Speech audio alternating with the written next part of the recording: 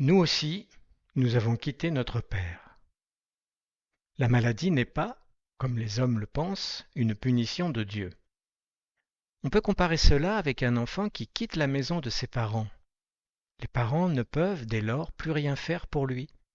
Ils ne peuvent plus protéger l'enfant. Nous aussi, nous avons quitté notre Père.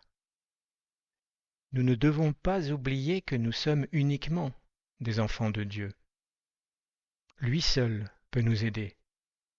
Et il nous aidera quand nous aurons retrouvé le chemin qui mène à lui. Bruno Gröning. On peut maintenant, en concordance, lire un chapitre de l'évangile de Luc qui reprend cette même idée.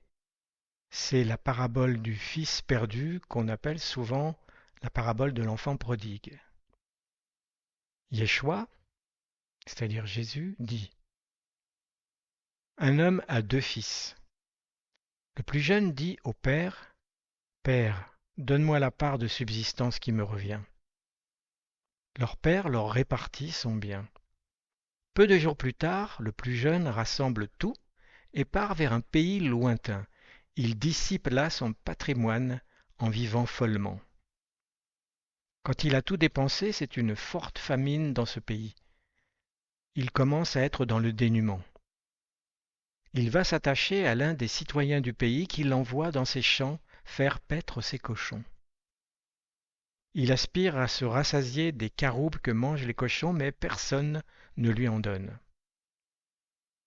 Mais, venant en lui-même, il se dit: Tant de salariés de mon père ont du pain en abondance et moi, je péris de faim ici. Je me lèverai donc, j'irai vers mon père et lui dirai: Père, j'ai fauté contre le ciel et devant tes faces. Je ne vaux plus d'être encore appelé ton fils. Fais-moi comme un de tes salariés. Il se relève et vient vers son père. Étant encore loin, son père le voit. Pris aux entrailles, il court se jeter à son cou et se penchant l'embrasse. Le fils lui dit: Père, j'ai fauté contre le ciel et devant tes faces. Je ne vaux plus d'être encore appelé ton fils. Mais le père dit à ses serviteurs: Apportez en hâte la plus belle tunique et l'en revêtez. Donnez-lui un anneau pour sa main, des sandales pour ses pieds. Amenez le veau gras, tuez-le, mangeons et festoyons. Mon fils, que voilà, était mort et il revit. Il était perdu et il est retrouvé. Il commence à festoyer. Son fils aîné était au champ. En revenant, il s'approche de la maison, entend musique et chœurs, appelle un des garçons et s'enquiert: Qu'est-ce donc? Il lui dit: Ton frère est venu. Ton père a tué le veau gras parce qu'il l'a retrouvé en bonne santé.